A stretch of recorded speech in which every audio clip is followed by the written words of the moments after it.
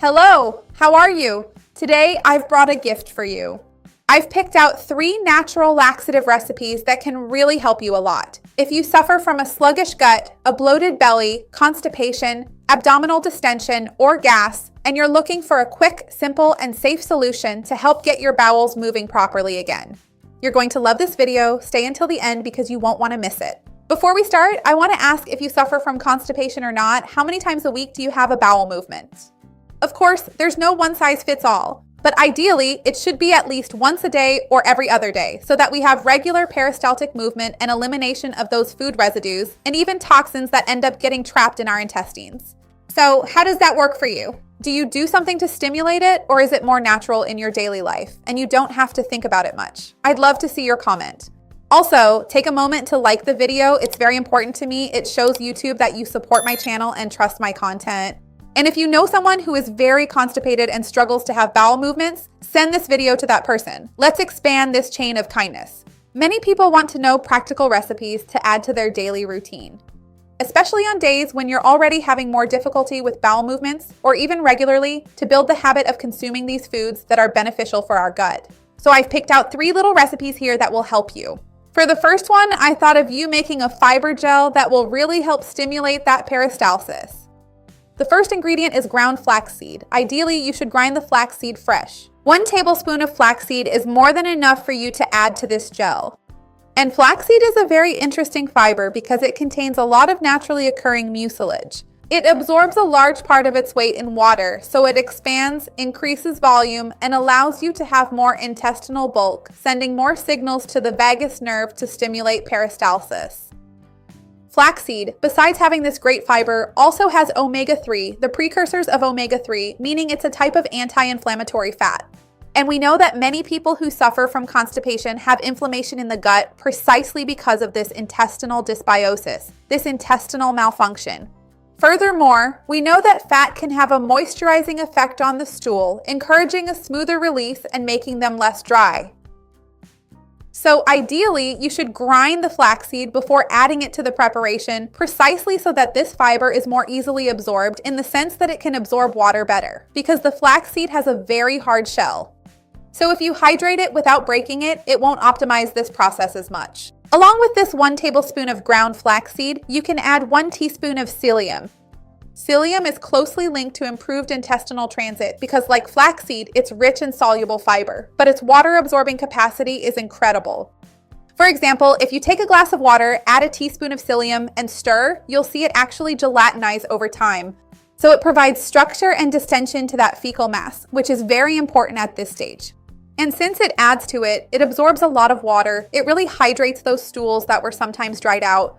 So the ideal is to put this in a large glass of water so you can already have that prior absorption of these 2 very interesting types of soluble fibers. You can also add 1 or 2 chopped prunes if you're very backed up, very dry, or very constipated. Prunes contain sorbitol, which helps draw more water into the intestinal lumen. So it actually increases the osmolarity in the intestine, and as a result, it makes the stool noticeably softer and more hydrated. Because it draws in water, it adds a lot of water to that mass. So sorbitol, when used in small amounts occasionally, can be an excellent aid for a constipated intestine, and it is naturally present in prunes. So you can blend all of this together. You can use about 1 glass of water, around 7 ounces, 200 milliliters, and blend the prunes with flaxseed and psyllium, then drink it. And usually the result is very effective in actually eliminating dried out stools. The second recipe is also wonderful, and we end up working with the gastrocolic reflex. This stimulus is related to the ability of our digestive tract to expand and distend, precisely because it receives a large volume of liquid, fiber, and food at that moment.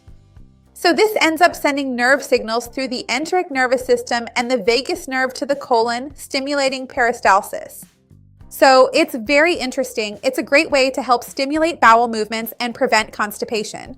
So at this point, colon contractions increase, which are mass movements, those stronger peristaltic waves that expel the stool that's there.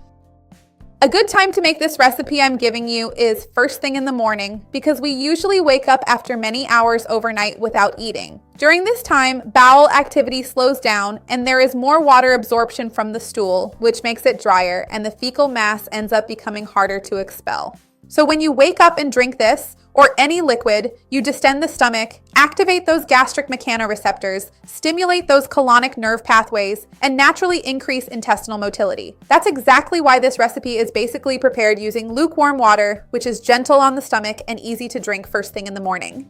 This warm water can provide a stimulus for gastric emptying first thing in the morning, and usually it's water that people tolerate better early in the morning because very cold water can even shock the pylorus. But early in the morning, some people find it difficult. So warm water can work well here, and it's more comfortable at this time. A good volume would be a cup or a little more, because as I told you, you need to have some distension there to trigger that gastrocolic reflex for your bowel. You can add the juice of half a lemon to the water. Lemon helps stimulate gastric secretion, increases the production of hydrochloric acid, and intensifies this digestive stimulus. And this chemical stimulus will add to the mechanical stimulus of that large volume of water you consumed. And you can also add hydrated chia seeds there. A tablespoon usually works out great. Chia is very similar to flaxseed in terms of composition. It's also very rich in soluble fiber, forming a good, thick, persistent mucilage. And it also has omega-3 precursors, helping to moisten the stool. So it's an excellent option. And if you can manage to do this hydration about 15 minutes before consuming, the chia fiber will already be more hydrated. And the warm water will also favor this absorption of the chia. So it fits easily into your daily morning routine and the bowel tends to respond more readily. Some people who drink this in the morning may even feel the urge to go to the bathroom right away about 10 or 20 minutes later because it provides that stimulus to the colon, just as I mentioned earlier. So a good option could be to wake up while still fasting, drink this, wait 10 to 20 minutes, and then try to have a bowel movement. And do this daily. The bowel responds very well to routine. So when you already have this reflex, like I'm going to do this in the morning, I'll drink this beverage, 10 or 15 minutes later, I'll sit on the toilet, I'll try to go. If you can't, get up. Don't stay there too long as that's also harmful. But keep doing it every day and you'll see that it will start to form a pattern, a routine, and the bowel will start working like clockwork.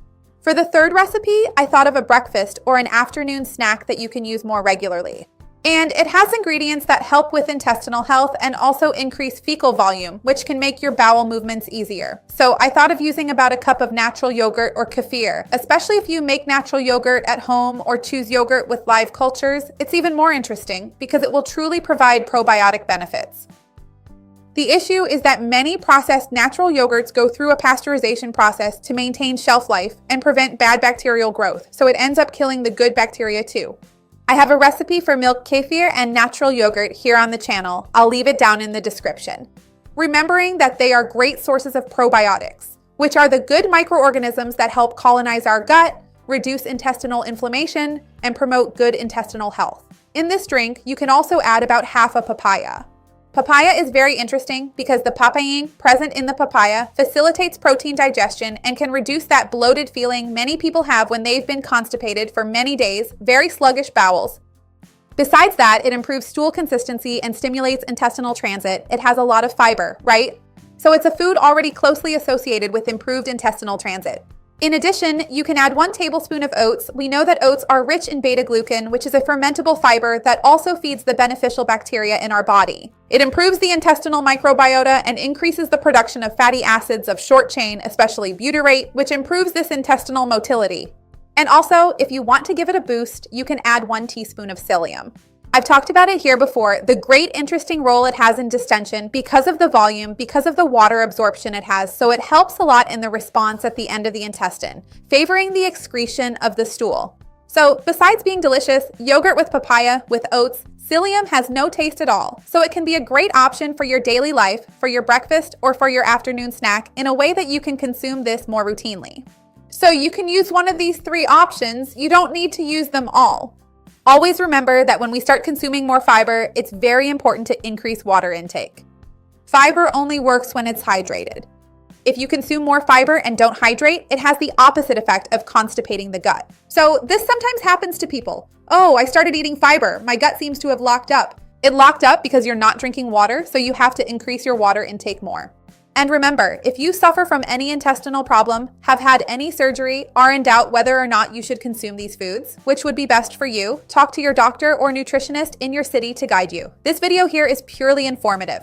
And another detail, a balanced diet, not just these recipes that you include occasionally in your daily life, will help your intestinal transit a lot. So of course these recipes help a lot, but if you have a diet very rich in fiber, healthy fats, it will already help you a lot with intestinal transit, okay? So tell me which of these 3 recipes you would make. I'll love to see your comment. And after you make it and it works out, come back here to tell me which one was best for you.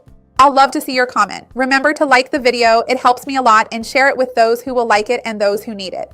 Let's expand this chain of kindness. That's what I want with the channel. See you next time. Bye.